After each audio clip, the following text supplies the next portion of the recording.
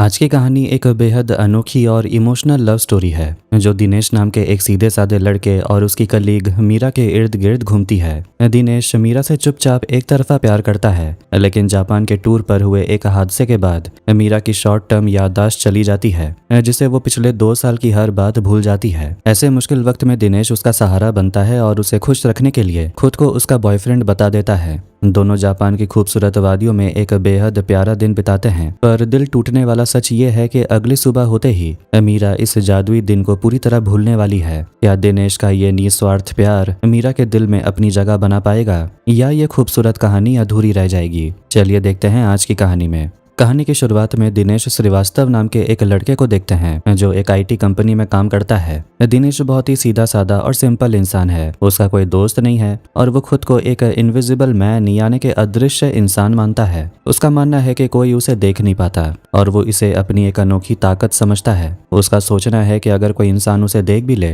तो वो उसे 2 मिनट में भूल जाएगा। यहाँ तक कि ऑफिस का सिक्योरिटी गार्ड भी हर रोज दिनेश को चेक करता है, क्योंकि वो भूल जाता है कि दिनेश इसी कंपनी में काम करता है। लेकिन दिनेश अपनी इस जिंदगी से दुखी नहीं है। उसने खुद के इस अकेलेपन को अपना लिया है। अब कोई चमत्कार ही दिनेश को इस अकेलेपन से बाहर निकाल सकता है। यहाँ दिनेश के बारे में एक और बात पता चलती है। दिनेश जैसा भी हो, लेकिन वो अपनी कंपनी की मीरा नाम की लड़की को बहुत पसंद करता है। वो रोज मीरा को देखता है, भले ही मीरा ने आज तक कभी दिनेश पर ध्यान न दिया हो। जब भी मीरा सामने आती, दिनेश का चेहरा खुशी से चमक उठता है। उसे देखकर दिनेश को ऐसी खुशी मिलती है जैसे मीरा उसकी बहुत अच्छी दोस्त हो। दिनेश ने कभी मीरा से बात करने की हिम्मत नहीं की। उसे लगता है कि मीरा जैसी लड़की की जिंदगी में कोई अट्रैक्टिव लड़का होना चाहिए, उसके जैसा बोरिंग इंसान नहीं। जैसे कोई गरीब बच्चा खिलौने की दुकान को दूर से देखता है, दिनेश भी मीरा को वैसे ही देखता है। बच्चा जानता है कि उसे वो खिलौना नहीं मिलेगा और दिनेश भी जानता है कि मीरा उसे कभी नहीं मिलेगी, इसलिए वो दूर से ही उसे देखकर खुश रहता है। एक दिन दिनेश चुपचाप बैठकर मीरा के बारे में सोच रहा था,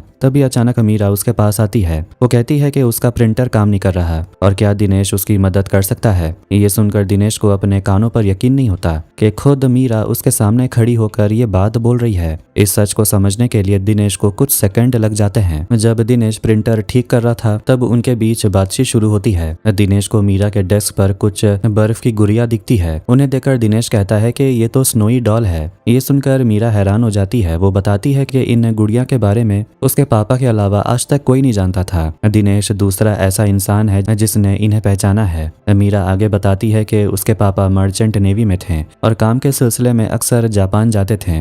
वहीं से वो मीरा के लिए कुछ न कुछ लाते थे। जापान की कहानियां सुन सुनकर मीरा का भी वहां जाने का बहुत मन है। अगर मौका मिला तो सबसे पहले वो जापान जाएगी। मीरा ये भी बताती है कि उसके पास इन गुड़ियों का पूरा सेट लगभग कंप्लीट है, बस एक गुड़िया की कमी है। वो मिल जाए तो उसका कलेक्शन पूरा हो जाएगा। इसके अलावा मीरा ने जापान में घूमने वाली जगहों की एक लंबी लिस्ट भी बना रखी है। प्रिंटर ठीक करने के बदले में मीरा ने दिनेश से बहुत सारी बातें की। दिनेश इससे बहुत हैरान और खुश था। वो सोचता है कि अब और वक्त बर्बाद नहीं करना चाहिए और मीरा को अपनी दिल की बात बता देनी चाहिए, लेकिन तभी उसे लगता है कि ये बहुत जल्दबाजी होगी। इसलिए वो तय करता है कि वो पहले मीरा को कॉफी के लिए पूछेगा। जब दिनेश कॉफी की बात करने मीरा की तरफ बढ़ रहा था, तब एक दूसरा आदमी उसे आवाज देता और कहता है कि उसके कंप्यूटर में कुछ प्रॉब्लम है। दिनेश को उसकी तरफ जाना पड़ता है, लेकिन इसी बीच दिनेश को एक कड़वा सच पता चलता है कि मीरा असल में कंपनी के बॉस कुणाल को प्यार करती है और कुणाल भी मीरा को पसंद करता है। कुणाल शादीशुदा होने के बावजूद मीरा को ये वादा कर चुका है कि जल्दी उसका डिवोर्स हो जाएगा और वो मीरा से शादी कर लेगा, लेकिन इससे पहले वो मीरा के साथ काफी वक्त बिताना चाहता है। कुणाल यहाँ मीरा को बताता है कि उसकी वाइफ रीतू बिल्कुल भी अच्छी नहीं है और उसे समझती ही नहीं है। इसके बाद हम देखते हैं कि कुणाल सभी एम्प्लॉयज को बुलाकर कहता है कि इस साल कंपनी ने बहुत अच्छा काम किया। उसने पहले वादा किया था कि वो सबको 3 दिन के लिए गोवा लेकर जाएगा, लेकिन अब उसने फैसला बदल लिया है। वो सबको 5 दिन के लिए जापान ले जाने का अनाउंसमेंट कर देता है। ये खबर सुनकर सभी लोग बहुत खुश हो जाते हैं। असल में कुणाल ने ये पूरा प्लान सिर्फ मीरा के लिए बनाया था, क्योंकि मीरा को हमेशा से जापान जाने का बहुत मन था। इस तरह कुणाल ने मीरा की इच्छा पूरी की और वो सब लोग जापान पहुंच गए। जापान पहुंचते ही सब लोग बहुत मस्ती करने लगे। उनके पास सिर्फ 5 दिन का वक्त था, इसलिए वो एक पल भी बर्बाद नहीं करना चाहते थे। वहीं पर दिनेश को दिखाया जाता है। वो चुपचाप खड़ा होकर मीरा को देख रहा था। इसके बाद एक ग्रुप फोटो खींची जाती है और दिखता है कि दिनेश का कोई दोस्त नहीं है। वो यहाँ सिर्फ मीरा को एक नजर देखने के लिए आया है। दूसरी तरफ कुणाल ने मीरा से कहा कि ऑफिस के बाकी एम्प्लॉयज 3 दिन बाद चले जाएंगे, लेकिन वो दोनों दोनों 2 दिन और एक्स्ट्रा यहाँ पर रुक कर साथ में वक्त बिताएंगे। लेकिन मीरा ने कुणाल से साफ मना कर दिया कि जब तक उसका डिवोर्स नहीं हो जाता तब तक उनका इस तरह अकेले रहना ठीक नहीं होगा। कुणाल उसे समझाता है कि वो मीरा के सारे सपने पूरे करना चाहता है और उसकी पसंद की हर जगह उसे घुमाना चाहता है। कुणाल की बातों से मीरा खुश हो जाती है। पास ही खड़ा दिनेश उन दोनों को देख रहा था। उसके मन में कोई जलन नहीं थी बल्कि एक अजीब सा पछतावा था। वो मन ही मन सोच रहा था कि काश मीरा कम से कम एक दिन के लिए उसकी होती। वहां पर एक मैजिक बेल्ट थी। ऐसा माना जाता है कि अगर कोई साफ दिल का इंसान उसके सामने खड़े होकर कुछ मांगता है तो उसकी विश पूरी हो जाती है। दिनेश को इन सब बातों पर भरोसा नहीं था, फिर भी वो मन ही मन कहता है कि पूरी जिंदगी के लिए ना सही पर क्या मीरा सिर्फ एक दिन के लिए मेरी हो सकती है। सब कुछ ठीक ठाक चल रहा था लेकिन अचानक कहानी में एक नया मोड़ आता है। पता चलता है कि कुणाल असल में मीरा को धोखा दे रहा था। कुणाल की वाइफ रीतू जापान आ जाती और पता चलता है कि कुणाल ने कभी रीतू से डिवोर्स की बात की ही नहीं थी। इससे भी ज्यादा हैरानी करने वाली बात यह थी कि रीतू 4 महीने की प्रेग्नेंट है। ये सच जानने के बाद मीरा पूरी तरह टूट जाती है। वो समझ नहीं पा रही थी कि कुणाल ने ऐसा उसके साथ क्यों किया। कुणाल रंगे हाथों पकड़ा जाता है और मीरा का दिल बुरी तरह चूर चूर हो जाता है। दिनेश दूर से ये सब देख रहा था। तब तक ऑफिस के सभी लोगों को कुणाल और मीरा के रिश्ते के बारे में पता चल चुका था। इस घटना के बाद मीरा शर्म के मारे किसी के सामने नहीं जाना चाहती थी। 3 दिन खत्म होने पर जब ऑफिस के सभी लोग वापस लौटने लगे तब भी मीरा वहीं रुक गई। मीरा की शारीरिक और मानसिक हालत बहुत खराब देखकर दिनेश फैसला करता है कि वो भी जापान में ही रुक जाएगा और दूर से मीरा का ख्याल रखेगा। उसने तय किया कि वो तभी सामने आएगा जब मीरा किसी मुसीबत में होगी। मीरा की हालत दिन ब दिन खराब होती जा रही थी। एक रात वो बहुत ज्यादा शराब पी लेती और अपना होश खो बैठती है। वो नशे की हालत में लड़खड़ाते हुए सड़क पर आ जाती है और गाड़ी के सामने आने ही वाली होती है। जब दिनेश देखता है कि मीरा की हालत कंट्रोल से बाहर हो चुकी है तो वो तेजी से उसकी तरफ बढ़ता है, लेकिन तब तक मीरा एक जंगल की तरफ चली जाती है। तेज बर्फबारी के कारण दिनेश को कुछ दिखाई नहीं दे रहा था। वो कई लोगों से मदद मांगता है और आखिरकार मीरा को ढूंढ ही लेता है। मीरा उस वक्त नशे में और बर्फ से घिरी एक सुनसान जगह पर बेहोश पड़ी थी। दिनेश उसे तुरंत हॉस्पिटल लेकर जाता है। अगली सुबह जब मीरा को होश आता है तो वो समझ नहीं पाती कि वो कहाँ पर है। उसे बताया जाता है वो जापान में है। मीरा की याददाश्त पूरी तरह से नहीं गई थी। उसे अपना नाम, अपने पापा का नाम और प्रोफेशन और अपने घर का पता सब कुछ याद था, लेकिन हाल ही में उसके साथ क्या हुआ था इसके बारे में कुछ भी पता नहीं था। डॉक्टर मीरा का चेकअप करते हैं और दिनेश पूरी रात मीरा के पास ही रुका था। चेकअप के बाद डॉक्टर दिनेश को बताते हैं कि मीरा को पीजीए नाम की बीमारी है। इसका मतलब यह है कि उसे शॉर्ट टर्म मेमोरी लॉस हुआ है। डॉक्टर का आगे कहना होता है कि यह बीमारी करोड़ों में से किसी एक को होती है और आमतौर पर बहुत ज्यादा मानसिक तनाव या डिप्रेशन की वजह से इंसान इस हालत में पहुंचता है। लेकिन डरने की कोई बात नहीं क्योंकि ये बहुत ही नॉर्मल बीमारी है। डॉक्टर दिनेश को समझाते हुए कहते हैं कि मीरा को पिछले 2 साल की कोई भी बात याद नहीं है, यानी 2024 से पहले की सारी यादें उसके दिमाग में बिल्कुल साफ हैं, लेकिन उसके बाद का कुछ भी वो भूल चुकी है। मीरा के लिए आज का दिन बहुत खास होने वाला है क्योंकि आज वो जो कुछ भी करेगी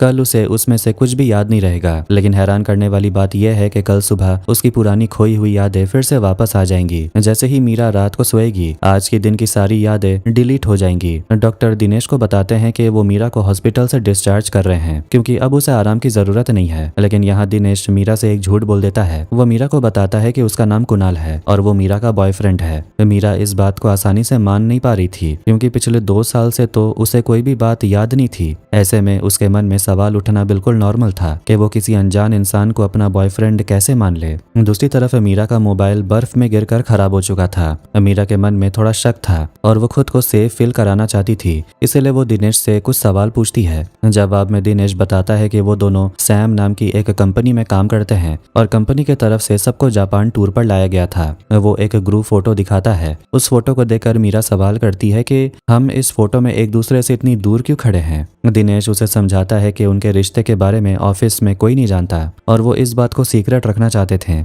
इसलिए फोटो में दोनों दूर दूर खड़े हैं। इसके बाद मीरा दिनेश का मोबाइल लेकर अपने घर पर फोन करती है। मीरा की मम्मी फोन उठाती और कहती है कि उसने इतने दिनों से कोई कांटेक्ट क्यों नहीं किया। मम्मी आगे कहती है कि तूने तो कहा था कि तू हमें किसी लड़के से मिलवाएगी जिससे तू प्यार करती है और शादी करना चाहती है। वो लड़का कौन है और उसका नाम क्या है, हमें तो कुछ भी नहीं पता। अपनी मम्मी की बात सुनने के बाद मीरा को यकीन होने लगता है कि दिनेश शायद सच में उसका बॉयफ्रेंड है। इसके बावजूद मीरा के मन में एक अजीब सी बेचैनी थी। वो सोच रही थी कि भले ही वो दिनेश की गर्लफ्रेंड है, लेकिन इस वक्त वो बिल्कुल अनजान इंसान के करीब नहीं जा पा रही थी। उसके अंदर कोई फीलिंग्स नहीं आ रही थी। सिचुएशन को समझते हुए दिनेश उसे एक आइडिया देता है कि चलो आज के दिन के लिए हम ब्रेकअप कर लेते हैं। आज हम सिर्फ दोस्त बनकर रहेंगे और दोस्तों की तरह ही घूमेंगे फिरेंगे। मीरा को यह आइडिया बहुत पसंद आता है, जबकि उसे कुछ भी याद नहीं था, इसीलिए दोस्त बनकर दिन बिताने में उसे कोई प्रॉब्लम नहीं थी। मीरा एक्साइटेड होकर दिनेश से पूछती है कि उनकी पहली मुलाकात कैसे हुई थी। दिनेश बताता है कि वो कंपनी में ही मिले थे। आईटी कंपनी में मीरा के पहले दिन से ही दिनेश उसे नोटिस कर रहा था। पहली नजर में ही वो मीरा को पसंद करने लगा था और उसे करीब से जानने की कोशिश में लगा था।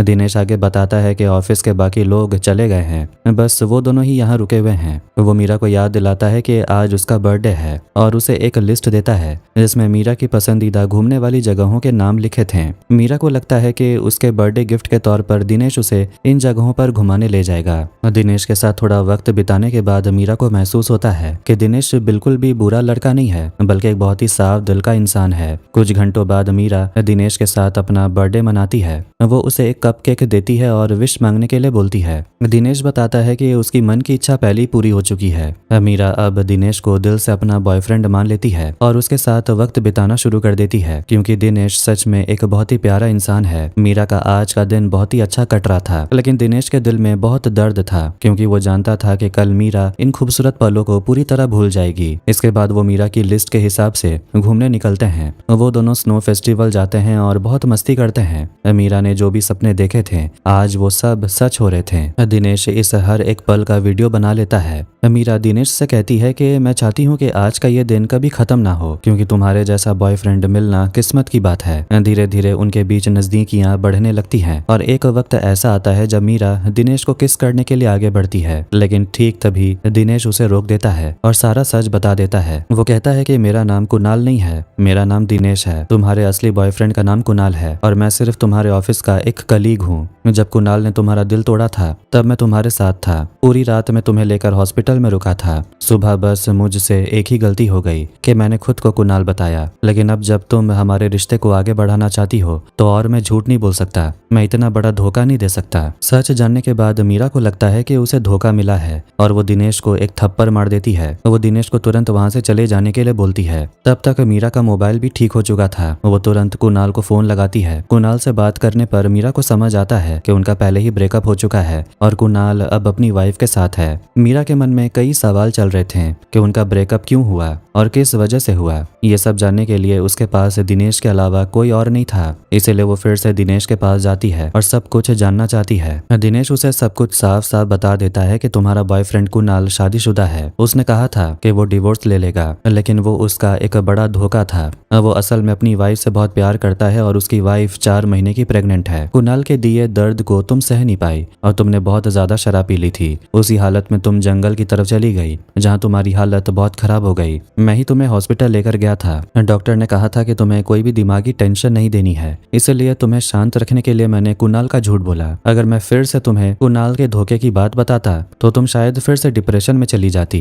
मीरा को दिनेश की सारी बातें समझ आ जाती है। सबसे बड़ी बात यह थी कि मुसीबत के वक्त भी दिनेश ने मीरा का कोई गलत फायदा नहीं उठाया। आज उन्होंने साथ में जो वक्त बिताया वो कभी ना भूलने वाला था, लेकिन कड़वा सच तो यही था कि कल मीरा को इसमें से कुछ भी याद नहीं रहने वाला था। मीरा दिनेश से पूछती है कि कल जब मैं सब कुछ भूल जाऊंगी तो क्या तुम फिर से मेरे पास आओगे? क्या मुझे बताओगे कि कल मैं तुमसे बहुत प्यार करने लगी थी? दिनेश हल्की सी मुस्कान के साथ जवाब देता है, नहीं, मैं नहीं बताऊंगा, क्योंकि तुम यकीन ही नहीं करोगी कि मैं तुम्हारा बॉयफ्रेंड था। मेरे जैसा सीधे साधा इंसान शायद किसी के दोस्त बनने के लायक भी नहीं होते। मीरा को तब समझ आता है कि दिनेश जैसा इंसान किसी का लाइफ पार्टनर होने से भी कहीं बढ़कर है। तब मीरा मन ही मन सोचती है कि वो ऐसा नहीं होने दे सकती, वो दिनेश के साथ ही रहना चाहती है। इसी फैसले के साथ मीरा एक वीडियो रिकॉर्ड करना शुरू करती है और उसमें सारी बातें अच्छे से बताने लगती है। वो कहती है, मेरा नाम मीरा है। कल तुम्हारा एक बड़ा एक्सीडेंट हो गया था और इस लड़के ने तुम्हारा बहुत ख्याल रखा, इसलिए तुम्हें अब इसी लड़के के साथ रहना होगा क्योंकि ये बहुत अच्छा इंसान है और तुम्हें बहुत पहले से पसंद करता है। वीडियो में वो आगे कहती है कि कल सुबह जब तुम्हारी नींद खुलेगी तो तुम्हें सबसे पहले इसी दिनेश को कॉल करना है। अब हम देखते हैं कि रात के वक्त जब मीरा गहरी नींद में सो रही थी तब दिनेश के दिमाग में कई तरह की बातें चल रही थी। नींद में वो कई अजीब सपने देख रहा था। इसी बीच वो मीरा का मोबाइल फोन अपने हाथ में ले लेता है और गैलरी से उस रिकॉर्ड किए गए वीडियो को डिलीट कर देता है। इसके बाद वो वहां से चुपचाप मीरा को अकेला छोड़कर चला जाता है। अगली सुबह जब मीरा सोकर उठती है तो उसके मन में कई सवाल चल रहे थे कि वो यहाँ कैसे आई। अब उसे अपनी पुरानी सारी बातें याद आ चुकी थी कि कुणाल के साथ उसका ब्रेकअप हो चुका है, लेकिन उसे बीते हुए कल की बात याद नहीं थी। उसे 11 फरवरी की बातें तो याद थी लेकिन 12 फरवरी की एक भी बात याद नहीं थी। और आज 13 फरवरी का दिन था जिस दिन मीरा को अपने घर वापस लौटना था, लेकिन मीरा यहाँ बहुत उदास और खोई खोई दिख रही थी। और ये उदासी कुणाल के लिए नहीं बल्कि किसी अनजाने कारण के वजह से थी। उसे बार बार ऐसा महसूस हो रहा था जैसे वो यहाँ किसी को पीछे छोड़कर जा रही है। इंडिया वापस आने के बाद मीरा जैसे ही अपने ऑफिस जाती है वहां जाकर वो सबसे पहले रिजाइन दे देती है। वो कुणाल को साफ साफ कह देती है कि आज के बाद वो कभी भी उससे कांटेक्ट करने की कोशिश ना करे। ठीक उसी वक्त बैकग्राउंड में हमें दिनेश भी दिखाई देता है। मीरा के कंपनी छोड़ते ही दिनेश भी उस कंपनी को छोड़ देता है, लेकिन उसने ये बात मीरा को नहीं बताई थी।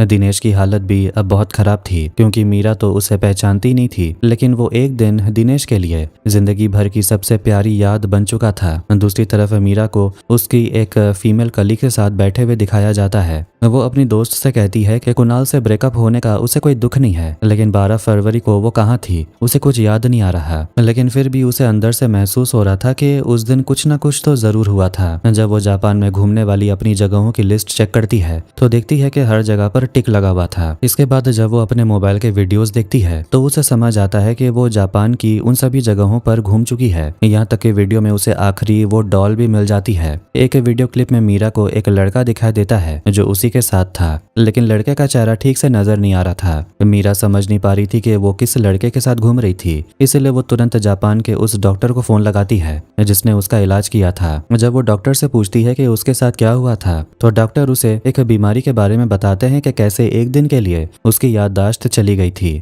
डॉक्टर आगे बताते हैं कि तुम्हारे साथ एक लड़का था जिसका नाम तो मुझे याद नहीं, पर वो काफी लंबा था और चश्मा पहनता था। उसने तुम्हारा बहुत ख्याल रखा था, लेकिन मीरा ऐसी किसी लड़के को नहीं जानती थी जो बहुत लंबा हो और चश्मा पहनता हो। इसी वजह से वो लड़का मीरा के लिए एक राज बनकर रह गया था। लेकिन अब मीरा को समझ आ गया था कि उसी इंसान की वजह से वो उदास महसूस कर रही है, जैसे वो किसी को पीछे छोड़ आई हो। कहानी की दूसरी तरफ दिनेश ने खुद को अपने कमरे में बंद कर लिया था और ऑफिस जाना भी छोड़ दिया था। तभी उसकी माँ उसके पास आती है। दिनेश बहुत रोता है और अपनी माँ को सब कुछ सच सच बता देता है। तब उसकी माँ उसे पूछती है कि उसने वो वीडियो डिलीट क्यों किया। जवाब में दिनेश कहता है कि उसने बहुत सोचने के बाद ही उसे डिलीट किया। वो कहता है कि अगली सुबह वो मीरा को वो वीडियो दिखा तो देता, पर तब मीरा की आंखों में उसके लिए वो प्यार नहीं होता जो उसने उससे एक दिन में देखा था। वो आगे कहता है कि मेरे जैसी सिंपल पर्सनालिटी का लड़का मीरा जैसी लड़की को कभी पसंद नहीं आ सकता। तब उसकी माँ उसे हिम्मत देती है और कहती है कि अगर तूने उससे एक दिन में उसका दिल जीत लिया था तो इसका मतलब ये नहीं कि तू कुछ नहीं कर सकता। तू खुद को बहुत कम समझ रहा है। अपनी माँ की बातें सुनकर दिनेश को बहुत अच्छा लगता है और वो सोचता है कि अगर वो सिर्फ एक दिन में मीरा का दिल जीत सकता है तो अब तो उसके पास पूरी जिंदगी पड़ी है। तो वो मीरा से मिलने का फैसला करता है, भले ही वो उससे एक दिन की बात उसे अभी ना बताए। अगले दिन दिनेश मीरा के पास जाता है और उसके सामने खड़े होकर बोलता है, मैं तुम्हें जानता हूँ और तुम भी मुझे जानती हो। हम एक ही ऑफिस में काम करते थे। मैंने तुम्हारा प्रिंटर ठीक किया था। दिनेश की बातें सुनकर मीरा को कुछ कुछ याद आने लगता है। दिनेश अब बिना डरे सीधे उसकी आंखों में देखकर कहता है कि मैं तुम्हें पसंद करता हूँ। जिस दिन तुम पहली बार ऑफिस आई थी मैं उसी दिन से तुम्हें प्यार करता हूँ। क्या तुम मेरे साथ कॉफी पीने चलोगी? मीरा दिनेश को एक पल गौर से देखती है और मुस्कुराते हुए हाँ कह देती है। वो कहती है कि वो कल मिलेंगे। मीरा की सहेली उसे कहती है कि किसी अनजान इंसान को इस तरह मौका दे देना ठीक नहीं है, तुम्हें उसके साथ नहीं जाना चाहिए। तब मीरा कहती है कि वो मुझे बिल्कुल भी अनजान नहीं लग रहा, बल्कि बहुत अपना सा लग रहा था, इसलिए मैं कल उसके साथ जरूर जाऊंगी। अगले दिन जब मीरा और दिनेश मिलते हैं तो मीरा उससे कुछ सवाल पूछती है। वो पूछती है क्या तुम जापान गए थे? दिनेश हाँ कहता है। मीरा फिर पूछती है क्या तुम्हारे पास कोई दूसरा चश्मा है जो जापान में टूट गया था? दिनेश इस पर भी हाँ कह देता है। मीरा डॉक्टर के बताए हुलिये से दिनेश को पूरी तरह मिला लेती लेती है। वही लंबा लड़का जो चश्मे पहनता है और जिसका चश्मा थोड़ा टूटा हुआ था। तभी मीरा अपनी जेब से वही डॉल निकालती और दिनेश के सामने रखकर बोलती है, 12 तारीख को तुम मेरे साथ थे। मीरा थोड़े दुख के साथ कहती है, तुमने मुझे पहले क्यों नहीं बताया, तुम मुझे बताने क्यों नहीं आए। तब दिनेश मुस्कुराते हुए कहता है, इसके पीछे एक लंबी कहानी है। इसके बाद वो मीरा का फोन हाथ में लेता है और डिलीटेड फोल्डर से उसे उस वीडियो को वापस रिकवर करके उसे दिखाता है। उस वीडियो में मीरा ने दिनेश के बारे में बहुत प्यारी बातें कही थी। मीरा ने वीडियो में खुद से कहा था, इस लड़के ने तुम्हारा बहुत ख्याल रखा है और फ्यूचर में इसी को अपना लाइफ पार्टनर चुनना। वीडियो देखकर मीरा बहुत खुश होती है क्योंकि उसे हमेशा से लग रहा था कि उसकी जिंदगी का कोई हिस्सा कहीं खो गया है। और इस तरह दोनों के एक हो जाने के साथ इस फिल्म का यहीं पर दी एंड हो जाता है। तो कैसी लगी आज की कहानी कमेंट करके जरूर बताना। वीडियो पसंद आया वीडियो को लाइक कर दें और चैनल को भी सब्सक्राइब कर दें। मिलते हैं नेक्स्ट वीडियो में। Take care.